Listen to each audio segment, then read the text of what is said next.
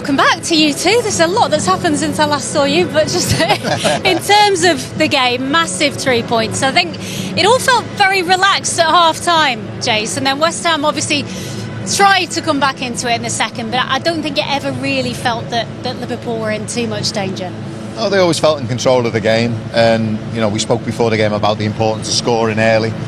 Certainly scoring in the first half, but it just quietens everything down. Then you go in second, then you build on it, and for Liverpool going in 3-0, it just felt the contest was over. Although they come out second half, they concede 3-1, but then they quickly get back to a 4-1 lead, and then eventually the game runs out 5-2. But slightly flattered the performance, the scoreline. There were moments in the game, lapses of concentration, obviously conceding the 2 goals, in which they did little silly mistakes, which could have proved costly, certainly in the first half.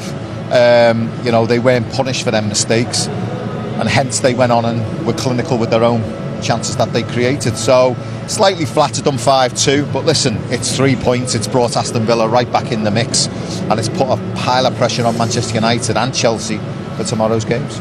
I asked you pre-match and you were quite honest and said you weren't too bothered about what kind of performance we got here this afternoon. You just wanted the 3 points. You have that, but what did you make of the way the game panned out? It's perfect for Liverpool. 3 points being perfect. The performance itself, what I found interesting, 4 of the goals, first 4 goals are all from set plays, essentially, from corners, and that was where Liverpool were at their best today. That's all they needed to do. Yes, the West Ham goal 3-1 kind of put a funny mood in the air, but like Jason said, I think they were in control of the game. So therefore conceding frustrating. When you look at that league table, which you just had up a minute ago, 1 goal difference between them and Manchester United in the goal difference, and at 5-1 that would have been level. However, had you given a 3-0 scoreline before the game, Liverpool would have definitely taken that. So in the end, 3 points, comfortable, I thought, overall.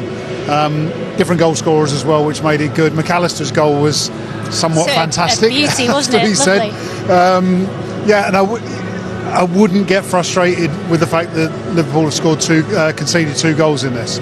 It's not about keeping clean sheets, it's about getting 3 points, but they've done exactly what they needed to do. Yeah, we're going to hear from the scorer of the first goal in just a minute. Hugo Ekitike is on his way, but just in terms of getting that early goal, as you say, it does just give a different feel, a feeling that we've not had the luxury of having too often this season. Only 31% of Liverpool's league goals have come in the first half, Jason. To get 1 in 5 minutes, to get 3 by half-time, it made all the difference, didn't it? Yeah, and as a player, they're the kind of games you want to play in, when you get an early lead and then you get the second, and then you can start really performing. You're not on edge, the crowd are with you. They played some really nice stuff, Liverpool, at times. Little quick 1-2s round the corner, putting balls in the box. You can do that when you've got the luxury of being 2-0. Then they go and get the third.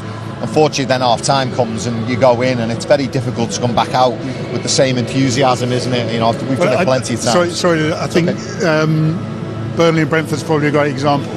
I know they Burnley scored just before half-time, but when you're so dominant in the game, sometimes it is easy to think, OK, we've got this one wrapped up, the opposition can't offer much. And if we look at that game, I know Brentford went on to win 4-3 with a last-minute goal, effectively.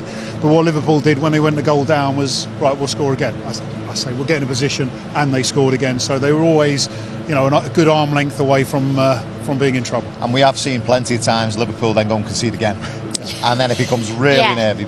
But JMO's right, that's good character, that's good desire, that they go then again drop it a gear and then go 4-1, then they can all relax again. Good game management, as they call it. Yeah, that's coming. That is coming. I think it's maturity, because if you... I can't remember the game now, where Liverpool went behind for the only time this season where they've been behind in the Premier League and then gone on to win. That was recent. And today, like Jason said, there's been games earlier on in the season where people will be like, hang on a minute, this could end up 3-3 here. Yeah. But it hasn't. They've extended again, took the lead, took that extension in the lead and won 3 points. And that is a sign of improvement. It is. OK, let's hear from the guy who got the first of the 5 goals this afternoon. Hugo Ekitike is with Peter McDowell. From the team, so really happy today with this win. We have to keep going because it's not going to be a long wait at the end of the league. But yeah, really happy. I think that was really important today. and important as well to get the first goal, but also to race into the lead that you did, to score 3 as quick as you did was a big part of today's win, I think. I mean, when you go through that kind of games, score early, it helps the team, you know, the fans also. You feel more confident, and obviously go at halftime with 3-0. It's nice, but they showed that it means nothing because they could come back in the game. So yeah, we concede as well, but when you concede, you have to be able to score goals, and we score 5 today. And it's been a long time that we score a lot of goals in the game, so that's nice. Also the set plays as well. Is that something you're working on a lot at the moment as a team? The last 6 Premier League goals have come from non-penalty set pieces. That's the longest run we've ever had in Premier League football. I mean, yeah, obviously we had some problems at the start of the season. We've been talking all together, working on the pitch, set pieces and stuff. So that's good that today, you know, it works. I think we deserve, because we put a lot of energy in this. So yeah, that's nice. You mentioned as well before the challenges that come with West Ham. That is the Premier League, isn't it, this season? That no team will lie down for anybody. Yeah, no team. Every game's difficult. Like full of great teams, great players. They leave nothing to the end of the game. So yeah, every game we play is always difficult. It's never an easy game, but we can win games, and we have to keep going. I think it's 16 for you now, isn't it? In all competitions this year. It might be 17. I might be missing one, but you're in some fine form. First year in the Premier League. You must feel so good about it. To be honest, I could score more today. I'm not that happy.